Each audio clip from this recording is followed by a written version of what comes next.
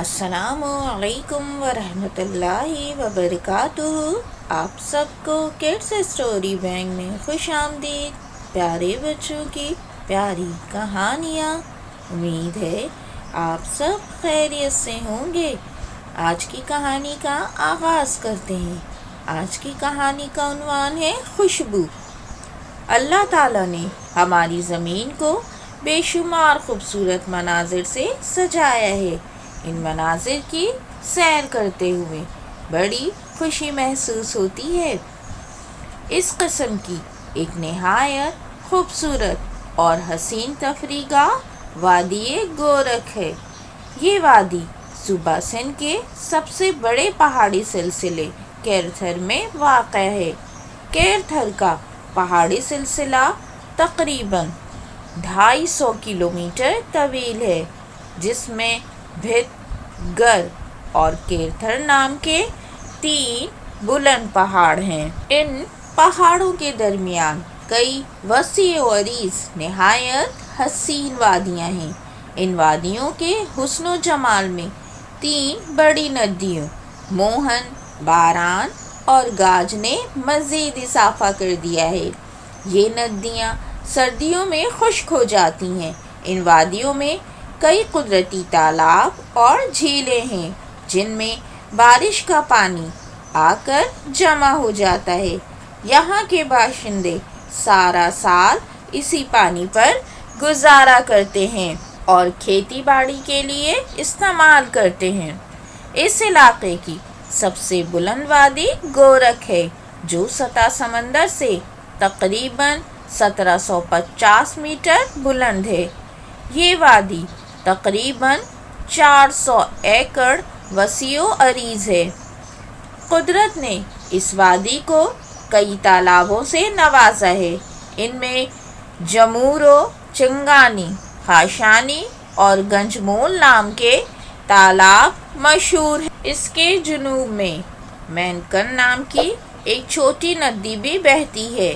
اس وادی میں سیرو کا ایک قدیم اور خستہ حال قلعہ بھی موجود ہے۔ یہ صدیوں پرانی تہذیب کو ظاہر کرتی ہے۔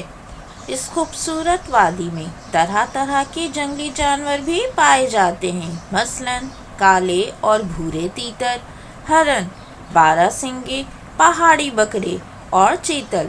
کہیں کہیں چیتے بھی نظر آتے ہیں، مگر شکاریوں کی بے رحمی کی وجہ سے بارہ سنگے کی تو نسل ہی ختم ہوتی جا رہی ہے۔ وادی کے آس پاس کئی درے اور ٹیلے ہیں، جہاں مختلف قبیلوں کی آمد و رفت رہتی ہے۔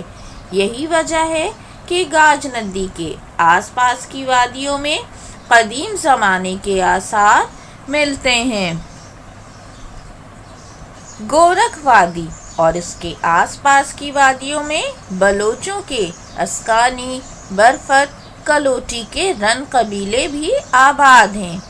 یہ لوگ بھولے بالے، سیدھے سادے، خوش مزاج، بڑے مہمان نواز اور محنتی ہیں۔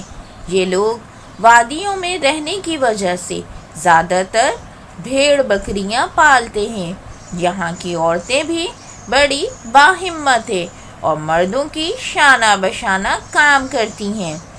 گھریلو کام کاج کے علاوہ دستکاری میں ماہر ہیں۔ جانوروں کا دودھ دھونا اور مویشی چرانا ان کا روزمرہ کا کام ہے۔ اس کے علاوہ یہ فرصت کے اوقات میں چٹائیاں بنتی ہیں۔ اس سرسبز وادی میں مختلف پھل، مثلاً بادام، انجیر، انگور بھی پیدا ہوتے ہیں۔ یہی نہیں بلکہ یہاں طرح طرح کی بے شمار جڑی بوٹیاں بھی اگتی ہیں۔ ان بوٹیوں کی بھینی بھینی خوشبو سے ساری وادی مہکتی رہتی ہے۔ برسات کے موسم میں اس وادی کا حسن دوبالا ہو جاتا ہے۔ ہر طرف بیلیں ہی بیلیں پھیل جاتی ہیں۔ یوں لگتا ہے کہ ساری وادی نے گویا بڑی مخملی پوشاک پہن لی ہو۔ آپ سب سلامت، شاد و آباد رہیں۔ فی امان اللہ۔